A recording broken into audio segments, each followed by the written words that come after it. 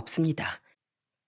가난하게 살았던 사람이 갑자기 로또에 당첨되어 벼락부자가 되기도 하고 뒤로 넘어졌는데 냅다 코가 깨지기도 하고 말이죠.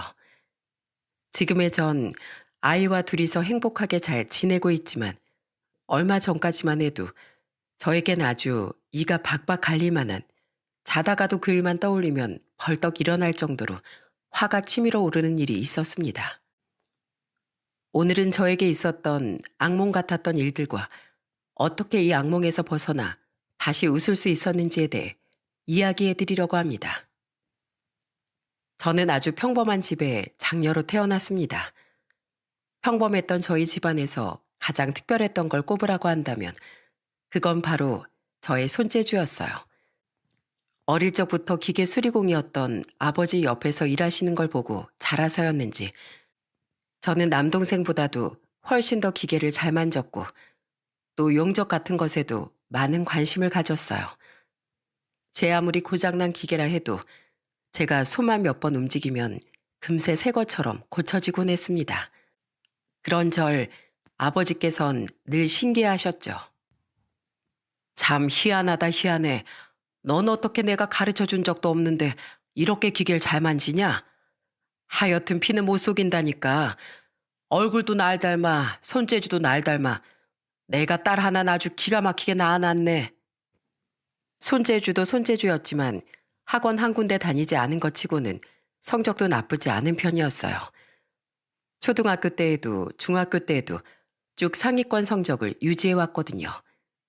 그 때문인지 중학교 3학년 무렵쯤 담임 선생님께선 인문계 고등학교를 진학하자 했지만 제 선택은 실업 고등학교였습니다. 공부도 중요하지만 전 하루라도 돈을 빨리 벌고 싶었거든요. 부모님께선 제가 하고 싶은 거라면 뭐든 다 해주시겠다며 제게 결정권을 쥐어주셨습니다. 그 후 저는 한 대기업에 최종 면접까지 합격할 수 있었어요. 누군간 저에게 이렇게 물어볼 겁니다. 20살인데 파릇한 신입생 타이틀을 달고 대학 캠퍼스를 누려보고 싶지 않느냐고 말이죠. 물론 대학에 대한 꿈도 없었던 건 아니지만 일찌감치 사회생활을 해보는 것도 나쁘지 않을 거라고 생각했죠. 심지어 대기업이었기 때문에 전혀 후회는 없었답니다. 대학 생활은 나중에 시도를 해도 늦지 않으니까요. 회사가 워낙에 멀리 있다 보니 집을 떠나 기숙사 생활을 시작하게 되었어요. 혹시나 가서 적응을 제대로 못하면 어떡하지 걱정을 했었는데 입사한 동기들 중에선 제 또래 여자애들이 굉장히 많았습니다. 다른 가족을 떠나 먼 타지에서 온 친구들이었기에 저희는 서로 의지하며 아주 끈끈한 사이로 지낼 수 있었죠. 그때 만난 동기들 중 친하게 지낸 동기는 한 명 있었는데 퇴근을 하고 나면 저희끼리 모여 시원한 맥주 한 잔을 하기도 하고 또 서로 생일 땐 기숙사 한 방에 모여 케이크의 초를 불어주기도 하고 이렇게 끈끈한 우정을 다졌습니다.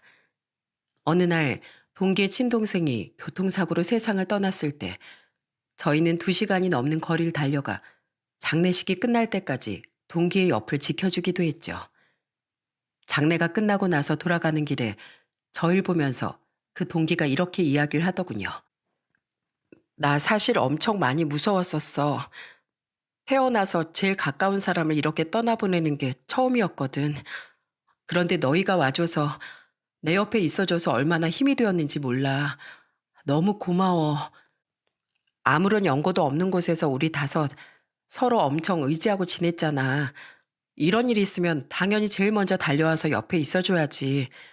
힘들면 누구랄 것도 없이 옆에서 힘든 이야기 다 들어주고 막 누가 화나게 하면 같이 욕해주기도 하고 피 한 방울 섞이진 않았지만 친자매처럼 그렇게 의지하고 지내자. 저희는 장례식을 기점으로 더욱 가까워지게 되었습니다. 휴가를 받으면 함께 놀러도 가고 누군가 부당한 일을 겪었다 싶으면 다 같이 달려가 목소리도 내어주었죠. 그렇게 입사를 한 지 어느덧 1년이라는 시간이 지났을 때쯤 제일 친했던 동기 말고 다른 동기가 갑자기 저에게 이런 말을 꺼내더라고요. 수연아, 너 혹시 남자 소개받을 생각 없어? 소개는 무슨, 일하느라 바쁜데 뭘. 괜찮아, 마음만 받을게. 아이, 그러지 말고 한 번만 받아봐. 내 친구 아는 동생인데 무려 의대생이래. 공부도 잘하고 뭐 다 괜찮다고 하던데? 의대생이면 더더욱 날 만날 이유가 없지 않을까? 대학교엔 나보다 훨씬 예쁜 여자들이 잔뜩일 텐데 굳이 뭐하러 날 만나겠어. 우리도 대학만 안 갔다 뿐이지 대학만 들어가 봐. 우리한테도 남자들이 아주 줄을 설걸? 그리고 우리도 생산직이지만 정규직이고 대기업이잖아. 꿀릴 것 하나 없어, 수연아. 20대 초반이 제일 예쁜 나이라는데 연애도 해보고 해야지. 받는다고 한다? 친구는 본인이 신이 나서 제가 소개팅을 받는다는 말도 꺼내지 않았는데도 소개팅 일정을 마음대로 막 잡아버리고 말았어요. 이미 약속은 잡아버렸고 이제와 받지 않는다고 말하는 것도 예의가 아닌 것 같아 차라리 그냥 나가서 대화 몇 마디 밥 한 끼 정도는 먹고 들어와야겠다 싶었죠. 가벼웠던 마음가짐은 약속 당일 그 남자를 보자마자 깨져버리고 말았지만은요. 그 사람은 말 그대로 아주 순한 양 같은 사람이었습니다. 처음 만났을 때부터 식당에 들어가 자리에 앉을 때까지 눈을 마주치지도 못하고 얼굴이 붉어진 채 고개만 푹 숙이고 있길래 웃음을 팡 터뜨리며 말했죠. 저기요, 그렇게 고개만 숙이고 있으면 저랑 어떻게 이야기를 해요? 사람 눈을 보고 얘기를 해야죠. 전 그렇게 특출나게 예쁜 사람도 아닌데 얼굴이 엄청 빨개지셨네? 죄송해요. 제가 사람 눈을 제대로 못 쳐다봐서 그리고 부끄러우면 얼굴이 빨개지는 버릇이 있어서요. 지금부턴 제대로 볼게요. 일단 통성명부터 하죠. 제 이름은 서수연이고 생산직 파트에서 일하고 있어요. 저는 육재환이라고 합니다. 의대에 다니고 있어요. 좋으신 분이라고 말씀 많이 들었습니다. 밥을 먹으면서 대화를 나누니 아까 낯을 가리면서 고개를 푹 숙이고 있던 사람이 맞나 싶을 정도로 혼자서 이야기를 잘하더라고요. 본인이 왜 의대를 가게 되었으며 의사가 되기까진 장장 몇 년의 시간이 걸리는지 등에 대한 것과 의사가 되면 아픈 사람들을 꼭 치료해주고 싶다는 이야기까지. 사실 이런 부분들에 대해선 저도 전혀 아는 것이 없었기에 그가 하는 이야기들을 몹시 흥미롭게 듣고 있었어요. 그리고 그의 선한 마음에 내심 호감이 생기기도 했죠. 한참을 그렇게 이야기하다 말고 그가 뒷머리를 극적이면서 이렇게 말했어요.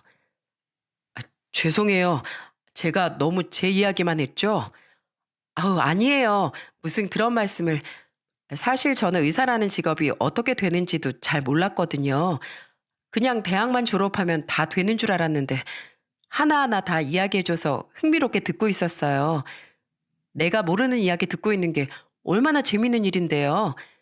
제가 하는 일은 뭐 별거 없어요. 그냥 일하는 거, 그게 다인걸요? 수연 씨도 대단한 일을 하고 계신걸요. 멋있어요. 일하면서 많이 힘드실 텐데 힘들다는 내색 하나 하지 않으시고. 고마워요. 그렇게 이야기해준 사람 재환 씨가 처음이에요. 그날의 첫 만남은 생각보다 나쁘지 않았어요. 저보다 한 살 많은 사람이었지만 일하거나 행동하는 것들이 정말 순박함 그 자체였거든요. 원래 한 번 만나고 더 이상 만나지 않으려는 마음이었지만 저는 그에 대한 호기심이 생겨 문득 더 만나볼까 하는 마음이 들었습니다. 그렇게 3번 정도 더 만남을 가지고 나니 이젠 이름 뒤에 씨를 붙이는 사이가 아닌 말을 편하게 하는 사이가 될 수 있었어요. 그리고 나서 그가 먼저 제게 수줍은 미소로 한번 만나보지 않겠느냐며 꽃다발을 내밀더라고요. 그렇게 저의 첫 번째 연애가 시작되었습니다. 남자친구는 집안 환경이 그렇게 좋지 못한 편이었어요.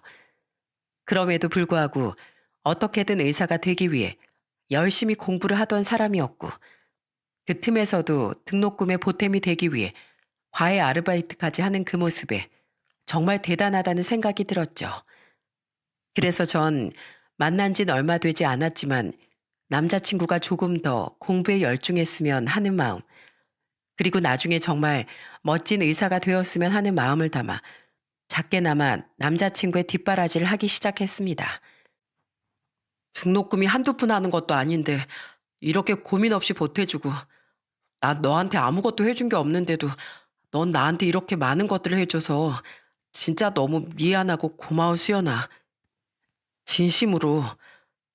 난 오빠가 열심히 하는 만큼 정말 잘 됐으면 좋겠다고 생각해.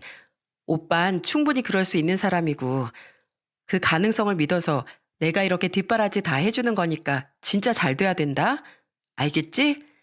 나중에 의사 안 되면 내가 지원해준 거 다 토해내려고 할 거야. 그러니까 지금보다 더 열심히 하라고.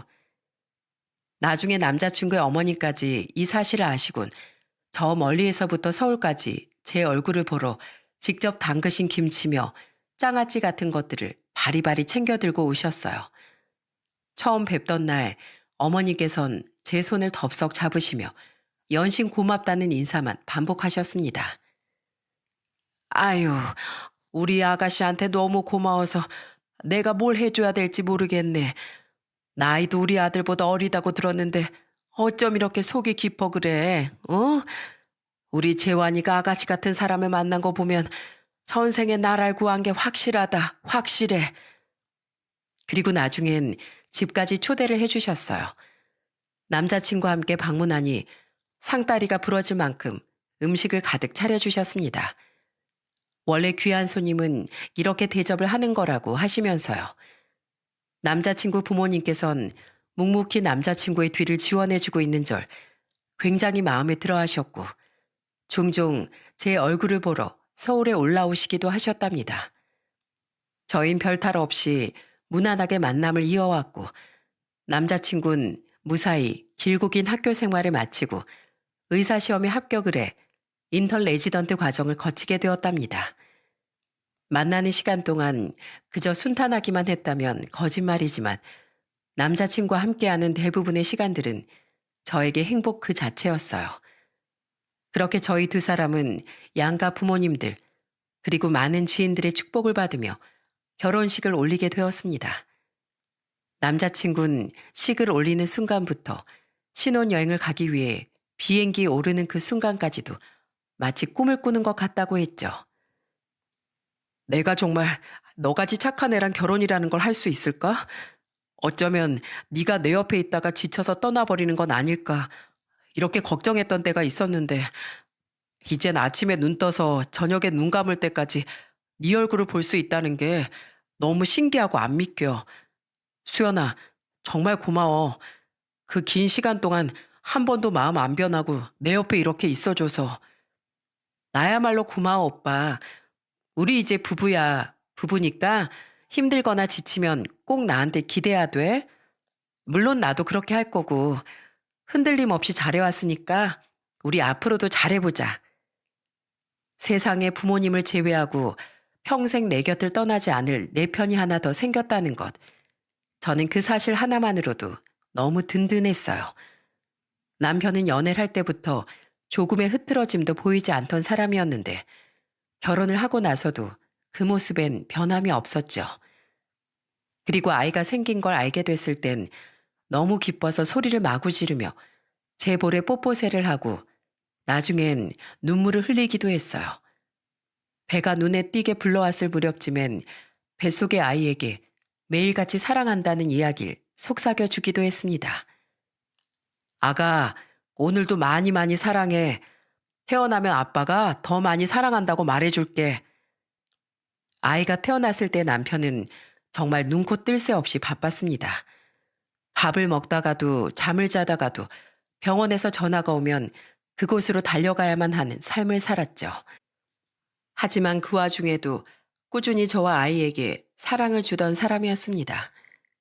집에 들어오지 못할 땐 영상 통화를 해가면서 일상을 공유해 주던 사람이었죠.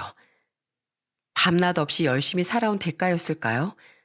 남편의 시간이 흐른 후 한 병원에서 자리를 잡게 되었습니다. 이 시기쯤 저도 육아휴직을 마치고 복직을 하게 되었죠. 다행히 복직을 하니 예전에 함께했던 동기들 몇 명은 그만두지 않고 계속 근무를 하고 있더라고요. 좋아하는 사람들을 만나서 예전처럼 담소를 나누며 일도 하고 아이도 예쁘게 자라고 남편도 꿈을 이루고 이제 전 행복을 누릴 일만 남았다 이렇게 생각했어요. 그런데 현실은 아주 조금씩 어긋나기 시작했습니다. 아니, 불행이 닥치기 시작했습니다. 남편은 어느 순간부터 집에 늦게 들어오는 일이 많아졌어요. 처음엔 그저 늦은 시간까지 환자가 많아서 혹은 회의가 생각보다 길어져서 라는 이유였죠.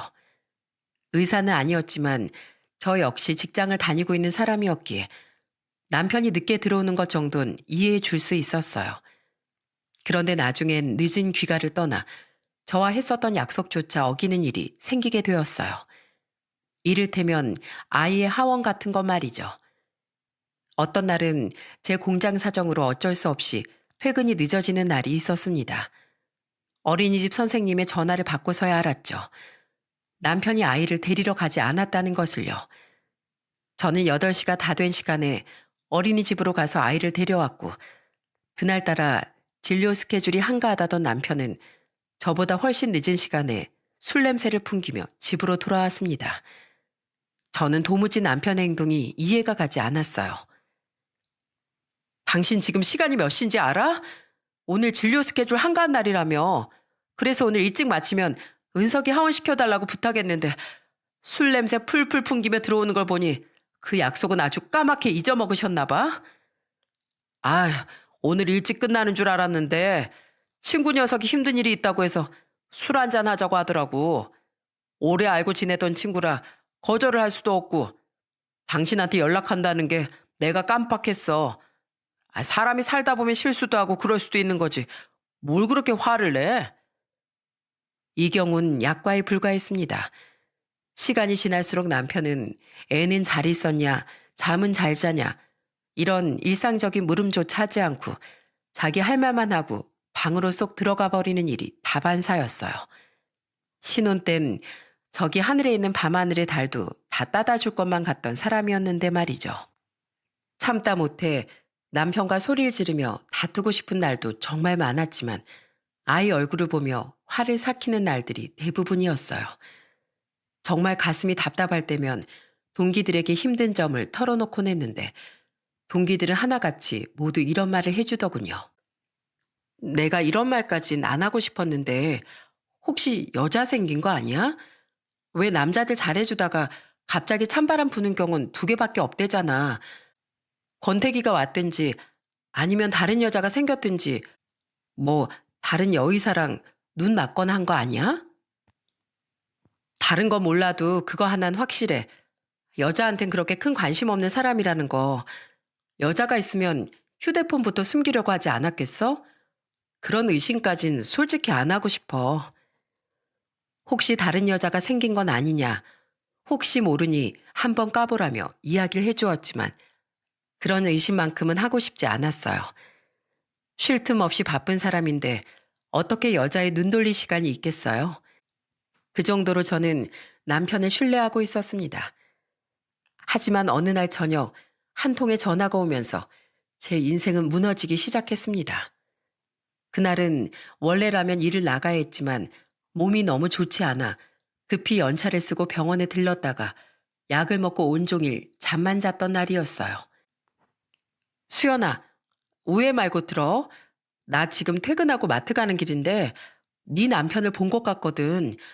옆에 다른 여자 끼고 어디론가 가고 있던데? 에이, 네가 잘못 본 거겠지. 전에도 말했잖아. 다른 건 몰라도 여자에 관심 가질 사람은 아니라고. 우리 남편이랑 비슷하게 생긴 사람이 어디 한둘이겠어? 너무 걱정하지 마. 잘못 본 걸 거야. 내가 잘못 본 거겠지? 미안해. 몸도 안 좋은데 내가 괜히 신경 쓰이게 했네. 영 찜찜해가지고 바로 전화 걸었지. 신경 쓰지 말고 푹 쉬어. 사실 겉으론 아무렇지 않은 척했지만 머릿속엔 오만 가지 생각이 다 들었어요. 진짜 남편이 다른 여자 바람이 난 거라면 어떡하지? 하면서 말이죠. 하지만 마음속엔 아직까지도 남편에 대한 신뢰가 작게 남아 있었고 또 아이를 두고 그런 짓을 할 사람은 아니라고 믿었기에 저는 그날의 통화 내용을 남편에게 물어보지 않고 가슴속 깊은 곳에 묻어버렸습니다. 살다가 문득 떠오르지도 않게끔요. 그러던 어느 날 결국 일이 터지고 말았습니다. 나 오늘 오랜만에 대학 동기들 다 같이 만나기로 했어. 병원에서 일하느라 고생한다고 술이나 한 잔 산다고 하더라고. 알았어. 오늘은 안 늦고 일찍 들어올 거지? 최대한 일찍 들어오려고 노력해 볼게. 그래도 나 올 때까지 안 자고 기다리고 있지 말고. 일찍 들어오겠다고 말하던 남편은 그날 새벽 2시가 넘어서야 귀가를 했습니다. 술을 얼마나 마신 건지 문을 열고 들어오는 그 순간부터 술 냄새가 아주 진동을 하더라고요. 들어오자마자 현관 앞에 널브러지길래 일어나라며 등짝을 몇 번 때렸지만 꿈쩍도 하지 않아 결국 제가 겨우겨우 부축을 해서 겉옷과 양말을 벗기고 침대 위에 던져두었죠.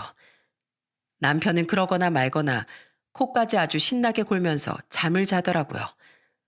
덕분에 저는 완벽하게 잠을 설치게 되었고 너무 힘들어서 이리 뒤척 저리 뒤척거리던 그 순간 남편의 주머니에서 메신저 알림음이 들려왔습니다. 여자의 촉이 무섭다는 건 다들 알고 계시죠? 원래 남편의 휴대폰엔 관심이 전혀 없었지만 그날따라 휴대폰을 꼭 봐야겠다는 생각이 들더라고요. 혹여나 남편이 잠에서 깰까 조심스럽게 휴대폰을 꺼냈고 휴대폰은 남편 지문으로 잠금이 걸려 있어서 남편 손을 몰래 대서 인식을 한 다음 핸드폰을 들여다볼 수 있었습니다. 메신저의 내용을 그대로 확인한 그 순간 저는 심장이 멈추는 듯한 느낌을 받았습니다. 늦은 새벽 메신저를 보낸 사람은 다름 아닌 처음 보는 낯선 여자였기 때문이었죠. 떨리는 손으로 메신저 내용을 하나하나 다 읽어보니 그들은 저 몰래 정말 아주 진하게도 사랑을 속삭이고 있었습니다. 오빠, 오늘 잘 들어갔어요? 술 많이 마셔서 와이프가 바가지 긁는 거 아니에요? 얼른 이혼하고 나한테 와요. 내가 강남에 좋은 병원 자리 하나 알아봐뒀어요. 당신 아내한테 미안하지만 사람은 끌리는 대로 행동해야 되지 않겠어요? 나중에 벌 받더라도 우리 마음 가는 대로 밀고 나가요. 사랑해요. 문자를 본 순간 심장이 요동치기 시작했습니다. 기가 찬다, 기가 차. 내가 바람 만큼은 죽어도 아닐 거라고 믿었는데 육재환, 네가 이렇게 내 뒤통수를 치는구나. 사람이 극단적인 상황에 부딪히게 되면 되려 차분해진다는 이야기가 있죠.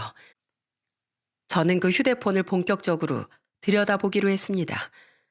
미친 듯 두근거리던 심장은 어느덧 평온해졌고 저는 무덤덤한 표정으로 그 짐승만도 못한 남녀의 메신저 내용 그리고 앨범 안에 있던 다정한 사진들과 통화 내역들을 하나하나 찍기 시작했어요. 저는 잠을 한숨도 자지 못한 채 밤새 찍은 사진들을 모두 어머님의 휴대폰으로 전송했습니다. 아들이 바람을 피우고 있다고 말이죠. 어쩌면 어머님은 같은 여자인 제 마음을 조금이라도 이해해주지 않을까 생각했습니다.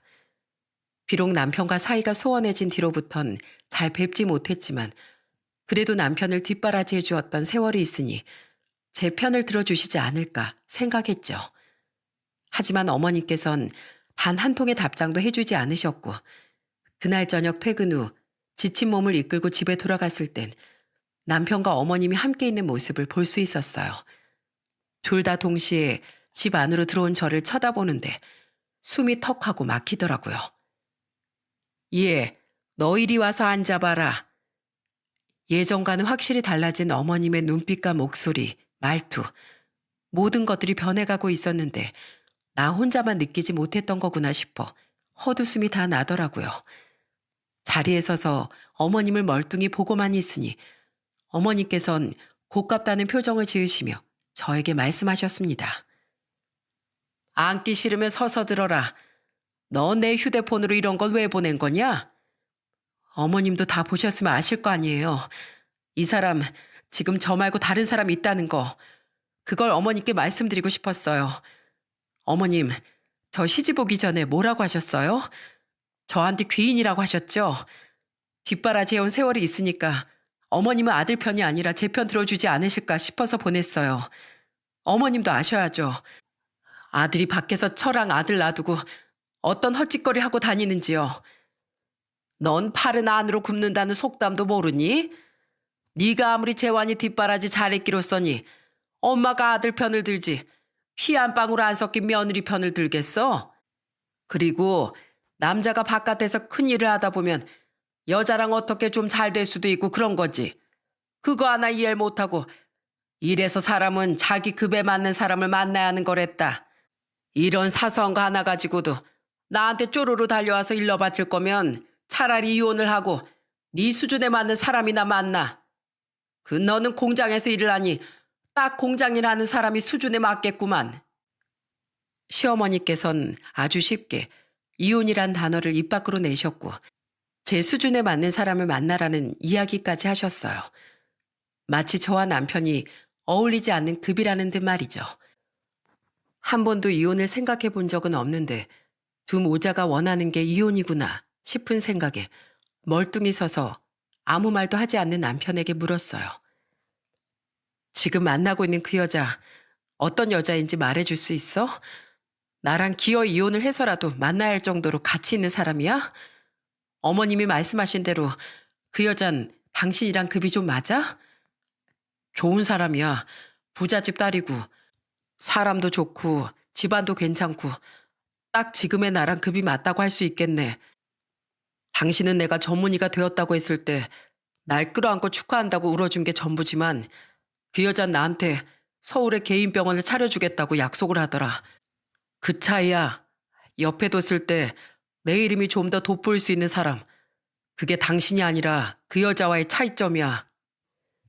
그 얘기를 듣는 순간 할 말이 없어졌어요. 그 사람에게 의대 등록금을 내주며 서포트 해주었던 제가 의미 있고 자신을 빛나게 해줄 사람이 아니라 본인을 좀 더 빛나게 해줄 수 있는 사람이 더 의미 있다고 느껴졌던 거구나. 그렇게 생각을 하니 심장이 확 차가워지는 기분이 들더라고요. 더 이상 잡고 싶다는 생각도 미련을 가지고 구차하게 매달리고 싶다는 생각도 안 들 정도로요. 그래, 이혼하자. 당신 이야기를 들어보니 그동안 뒷바라지 해준 난 아무것도 아닌 사람이고 좋은 집안에 당신한테 병원 차려주겠다는 그 여자가 당신 인생의 가장 중요한 사람으로 자리를 잡은 것 같네. 더 이상 한 지붕 아래 살 이유가 없어졌어. 끝내. 며칠 후 저희는 일말의 고민도 없이 이혼 서류를 작성해서 법원에 제출을 하러 갔고 아이가 있었기 때문에 숙려 기간을 가지게 되었습니다. 남편은 숙려 기간을 가지는 동안 병원 당직실에서 생활을 하겠다며 집을 나갔고 저는 하루하루 피가 마르는 것처럼 살아갔어요. 나한테 왜 이런 일이 일어났을까? 내가 좀 더 잘난 사람이었다면 어땠을까? 내가 돈이 많은 사람이었다면 이 사람이 나와 우리 은석이를 두고 바람을 피우지 않았을까? 하는 생각을 하니 정말 비참해서 죽겠더라고요. 낯빛이 하루하루 변해가니 저와 오랜 시간을 함께해온 친한 동기도 걱정을 하기 시작했습니다. 참다 못한 제가 눈물을 잔뜩 흘리며 저의 이야기를 털어놓으니 그 친구는 미친 듯이 격분하기 시작했어요. 뭐라고? 미친 거 아니야? 진작에 알아봤어 했어. 아우 정말 내가 다 열불난다 열불나. 그 잘나디 잘난 의사 선생 일하는 병원 말해줘. 내가 아주 가서 걔 진상이란 진상짓은 다 해주고 올 테니까. 저는 그냥 제게 위로가 되려고 하는 우스갯소리인 줄로만 알았는데 병원을 알려준 그 다음 날부터 동기가 그걸 바로 실행에 옮기더라고요. 그것도 인터넷에 후기를 안 좋게 남기거나 전화를 하는 것이 아닌 직접 찾아가서 말입니다. 동기는 저에게 남편을 직접 만나고 왔다며 차근차근 이야기를 시작했어요. 내가 누구야? 한다면 하는 사람이잖아. 어제 내가 연차 쓰고 바로 수연이 남편 일하는 곳에 가서 꼭 육지환 선생님한테 진료받고 싶다고 말씀드리니까 다른 선생님을 추천해 주시더라고. 그래서 내가 이 선생님 아니면 절대 안 된다고 막 떼를 썼지. 환자는 많이 없었어? 대기 명단 보니까 그렇게 환자가 많은 편은 아니던데? 아무튼 그렇게 한참 기다리니까 나보고 들어오라고 하더라고. 오, 그래서? 보자마자 날 보고 기겁을 하더라고. 진아 씨 아니세요? 여긴 어쩐 일이세요? 어디가 아프세요? 하길래 우리 결혼식 때도 보고 가끔 봤었죠? 내가 요즘 목 뒤도 너무 아프고 허리도 너무 아프고 또 요즘 친구 때문에 마음도 너무 아프다. 이렇게 말하니까 잘못 왔다는 거야. 목 뒤나 허리가 아프고 마음이 아픈 거면 여기서 진료를 볼 게 아니라 다른 곳으로 가야 한다고.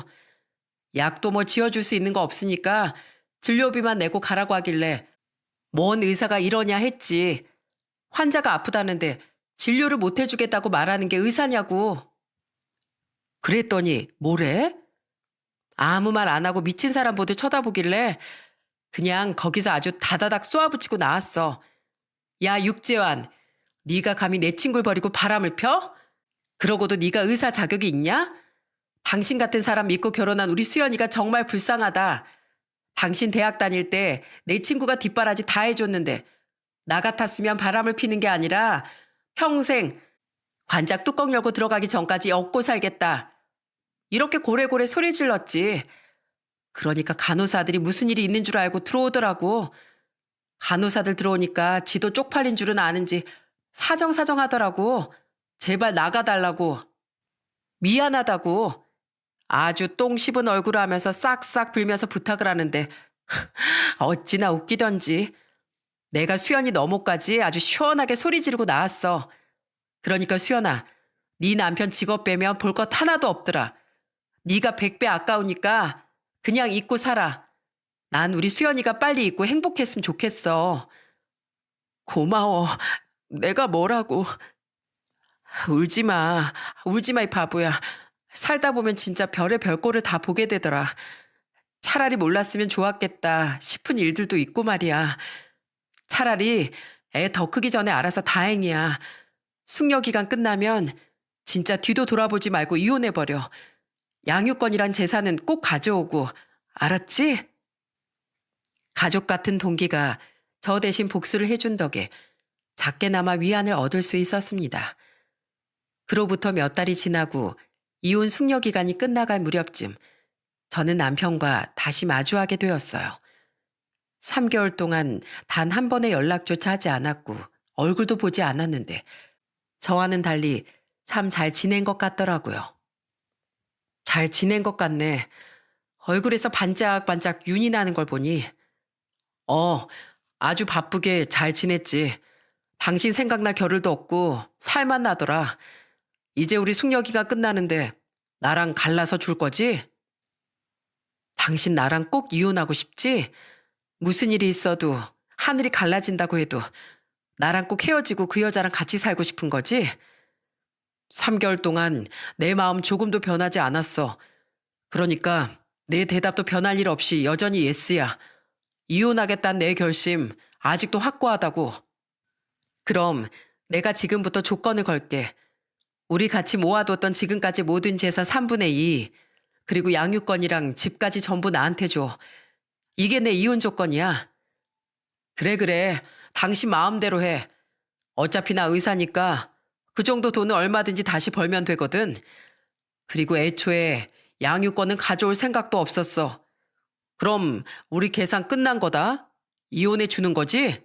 아니, 내가 미쳤니? 이렇게 간단하게 갈라서 줄 줄 알았음 큰 오산이야. 마침 장소도 카페고 퇴근 시간이라 사람들도 많이 들어오고 딱 좋네. 지금부터 내 앞에 무릎 꿇어.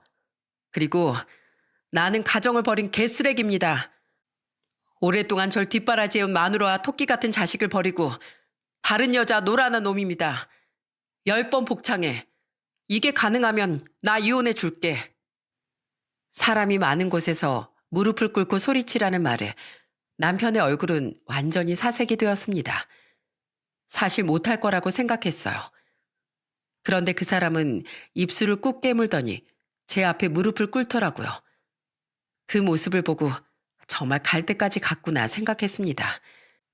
아, 남자의 자존심까지 다 내려놓을 정도로 상간녀를 사랑하는구나 싶어 헛웃음이 나기도 했죠. 당신 진짜 어지간히 나랑 이혼이 하고 싶은가 보네. 집도 주고 애도 포기하고 전 재산의 대부분까지 내놓은 것도 모자라 무릎 꿇으랬다고 냅다 꿇는 거 보면 참 쉬워. 그치? 저는 가정을 버린 개만도 못한 쓰레기입니다. 아내와 아이를 버리고 다른 여자를 사랑하게 된 나쁜 놈입니다. 참, 명색이 의사라는 놈이 자존심도 없는지 아주 큰 소리로 복창을 하더라고요.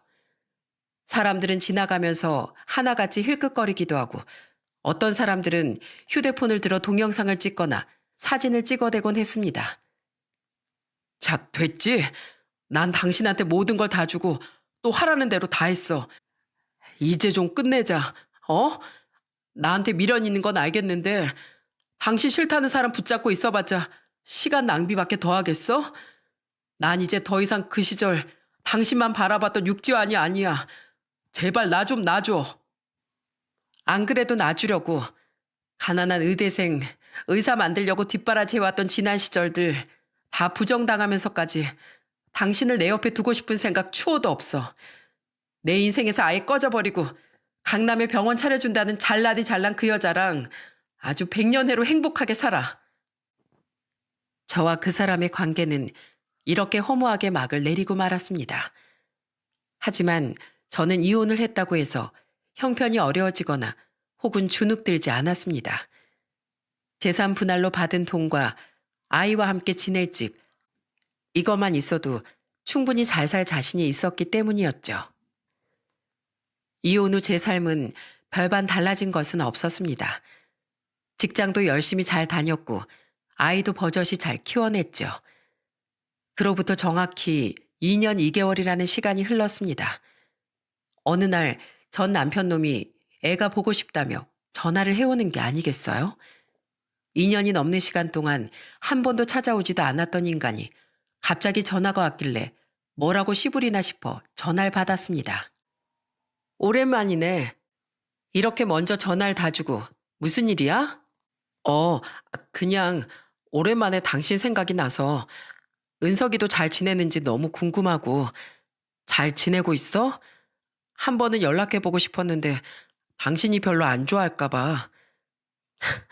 당신이 언제부터 애가 잘 지내나 못 지내날 걱정했는데 있을 땐 거들떠도 보지 않았던 주제. 그리고 왜 내 안부를 물어? 우린 당신 없이 아주 남들이 부러워할 정도로 잘 지내니까 더 이상 안부 같은 거 물어보지 마. 맞다. 그리고 내가 확인을 제대로 못했는데 한 달 정도 양육비가 안 들어왔더라. 이번 달 안으로 밀린 거 싹 다 보내. 안 그러면 양육비 미지급 소송 걸 테니까 그렇게 알고. 잠깐만. 전화 끊지 마, 여보. 나 당신 얼굴 보고 진지하게 할 이야기가 있어. 나 좀 만나줄 수 있을까? 당신 시간 괜찮을 때 말해. 내가 거기에 맞출 테니까. 얼씨구. 무슨 할 말이 그렇게 많으셔서 얼굴을 보고 싶다고 하실까? 바쁘디 바쁜 의사 선생님 아니셨어? 난 당신 얼굴 보고 할 말이 없는데 어떡하지? 제발 이번 딱 한 번만 만나줘. 부탁이야. 수화기 너머로 아주 절절하게 한 번만 만나달라고 부탁을 하길래 그냥 전화를 끊어버릴까 싶었지만 동기의 말을 떠올리니 그가 어떻게 지내고 있는지 한 번은 보고 싶었어요. 그래서 그 주 토요일 오후 3시에 그가 쓰레기 복창을 했던 카페에서 만나자는 약속을 잡았죠. 당일날이 되어 약속 장소로 나갔는데 그 장소엔 전 남편만 있는 것이 아니라 제 시모도 함께 나와 있었습니다. 우리 둘이 만나기로 한 거 아니었어? 아줌만 왜 나와 계시는 거죠?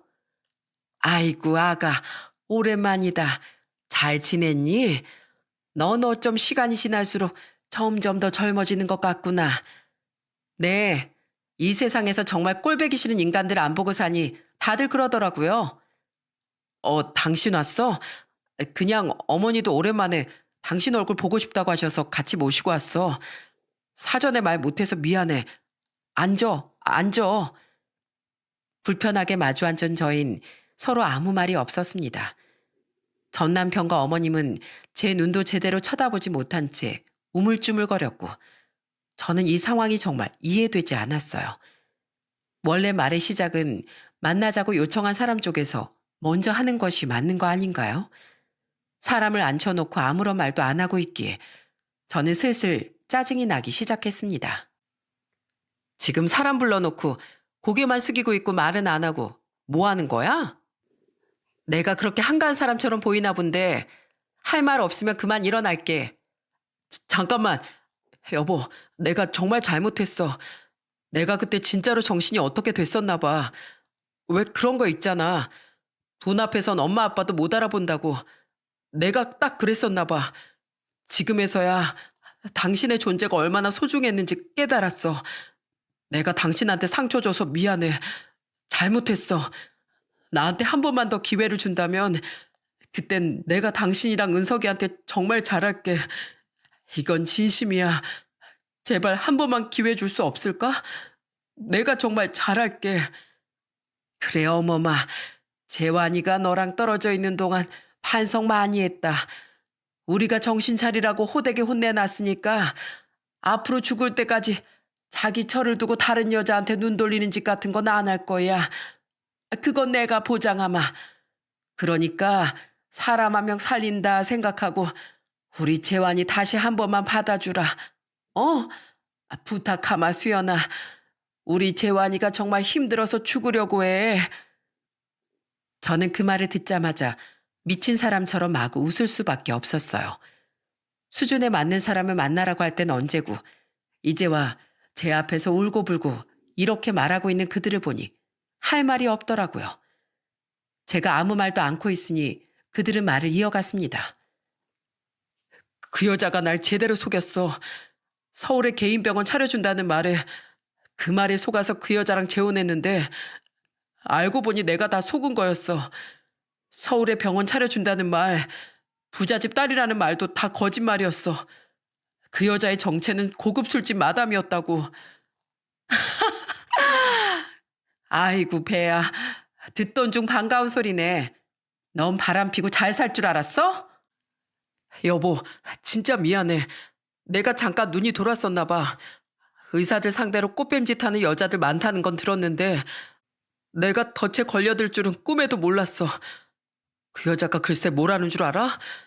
병원 차려주긴 할 건데 현재 우리 아버지 사업에 투자 좀 해라. 세금 문제 때문에 돈이 좀 필요하다. 갑자기 무슨 일이 생겼다. 이렇게 그 여자랑 살면서 갈취당한 돈만 몇 억이야. 결국은 더 이상 돈이 나올 구멍이 안 보이니까 짐 싸서 나갔어. 나도 너무 억울하다고. 그 후에 문자 딱 한 통 오더라. 내가 준 돈들은 2년 동안 같이 살아준 값이라고 생각하라고. 내가 요즘 이것 때문에 잠도 안 오고 엄청 후회하고 있어. 왜? 그래서 내가 생각나든? 네 자식이 생각났어? 네가 이렇게 찾아오면 내가 어서 와요 하고 받아줄 줄 알았어? 이거 완전 미친 거 아니야? 여보, 제발. 그 여우 같은 계집애만 아니었어도 너랑 이렇게 될 일은 없었는데 미안하다 수연아. 앞으로 내가 정신 차릴 테니까 애를 봐서라도 한 번만 용서해주면 안 될까? 그래 애미야. 어차피 그 일은 지나간 일 아니니 네가 속 넓으니까 한 번만 눈 감아주렴. 이 늙은이가 이렇게 부탁한다. 그래 여보. 우리 엄마 말대로 개과천선해서 다시 예전의 모습으로 돌아갈게. 당신이 기라면 기는 신용도 할 테니까 제발 받아주면 안 될까? 정말 시키는 대로 다 할 거야? 내가 아직도 분이 안 풀려서 말이야. 시키는 대로 하면 나도 생각 좀 해볼게. 그래. 뭐든지 할게. 시켜만 줘. 그럼 어디 보자. 저기 계산대 보이지? 저 앞에 가서 나는 망난입니다. 처자식 버리고 가정을 파탄낸 나쁜 놈입니다. 평생 벌 받고 살겠습니다. 이렇게 외쳐. 사람들 다 들리게. 마침 지금 사람 없으니까 가서 하면 딱이겠네. 그거 하면 내가 생각해 볼게. 다시 만나달라고 울고불고 사정하러 왔음. 이 정도 각오는 했겠지? 뭐 못하겠으면 말고. 제가 방긋 웃어 보이자 시어머니는 살짝 얼굴이 빨개지셨고 전 남편은 당황하는 듯 하더니 이내 굳은 표정으로 카운터 앞에 성큼성큼 걸어 나갔습니다. 그러곤 많은 사람들 앞에서 아주 큰 소리로 소리를 질렀죠. 제가 시킨 그 대사 그대로요. 나는 망난입니다. 처자식 버리고 가정을 파탄낸 나쁜 놈입니다. 평생 벌 받고 살겠습니다. 진짜 어지간히 간절했구나 싶어서 짠할 지경이더라고요. 그는 사람들의 주목을 잔뜩 받은 채 제가 있는 자리로 다시 돌아왔어요. 시키는 대로 했으니까 이젠 나 다시 받아주는 거지?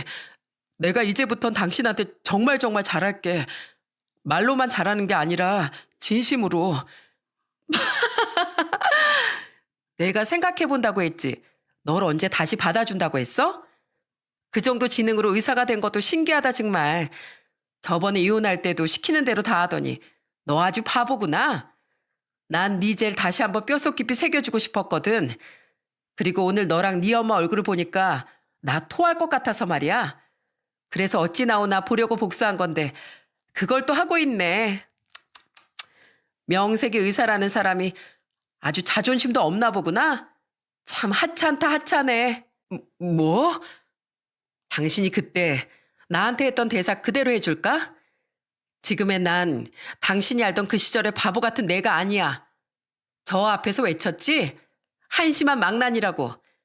그게 딱 당신한테 어울리는 타이틀이니까 평생 그렇게 살아. 그리고 내가 전화로도 말했지만 다시 한번 더 말할게. 그동안 밀린 양육비 이번 달 안에 안 내놓으면 바로 소송 들어간다. 그리고 한 번만 더 날 찾아오거나 연락하면 금방 네가 나는 망난입니다. 네 스스로 인정한 모습 내가 영상으로 찍어놨거든. 그때 명예훼손이고 뭐고 네가 일하는 병원 인터넷에 전부 뿌릴 테니까 각오해. 알았어? 어디서 깜도 안 되는 게 찾아와서 받아달래? 퇴! 그리고 아줌마, 내가 왜 아직도 당신 며느리야? 당신 같은 시어머니 둔 적 없으니까 한 번만 더 입에 올려봐. 요즘 젊은 여자들이 얼마나 무서운지 알려줄 테니까. 알았어요? 그렇게 저는 박차고 그곳을 나와버렸습니다. 전 아무리 생각해도 이해가 가질 않아요. 상간녀한테 사기당하고 와서 한다는 말이 다시 합치자는 말이 나올까요? 그런 놈이 우리의 아빠라는 사실이 너무 쪽팔리고 잊고 싶었습니다. 그 후로 그 둘은 다신 찾아오지 않았습니다. 아무래도 제가 가지고 있는 영상 때문이겠죠. 밀린 양육비도 전부 다 보내줬습니다. 역시 사람은 말로 해선 안 되는 종자들이 있다는 걸 이번에 또 한 번 더 깨달았네요. 지금은 이혼녀라는 꼬리표를 달았지만 행복하게 살려고 노력하는 중이랍니다. 부모님도 옆에서 절 응원해 주시고 저희 아이도 훌쩍 커서 얼마 전에 제 생일이라고 사랑한다고 편지까지 써서 직접 주더라고요. 요즘은 이게 행복이 아닌가 싶네요. 여러분, 여자가 한을 품으면 5, 6월에도 서리가 내린다는 말이 있죠. 독한 성격이 아니었고 그저 그 사람의 행복과 성공을 위해 열심히 헌신만 했던 저였는데 그 시절들이 모조리 부정당했다는 기분이 들어 그때부터 아주 독하게 마음을 먹게 되더라고요. 여자의 한은 정말 무서운 것이고 또 서리가 내리면 그만큼 강인해진다는 걸 의미한다고 해요. 그 인간에게 제대로 대인 이후 저는 아주 강하고 당차게 아이와 함께 둘이서 잘 살아가고 있답니다. 혹시라도 저와 비슷한 상황이신 분들이 계시다면 절대로 기죽지 마세요. 가슴 쫙 펴고 조금 더 많이 웃고 조금 더 당당하게 살아가셨으면 좋겠습니다. 이 말씀을 꼭 전해드리고 싶어서 사연을 보내게 됐어요. 길고 길었던 저의 이야기는 여기서 끝내보도록 할게요. 많은 분들의 삶에 웃는 일만이 가득하길 진심으로 바라겠습니다.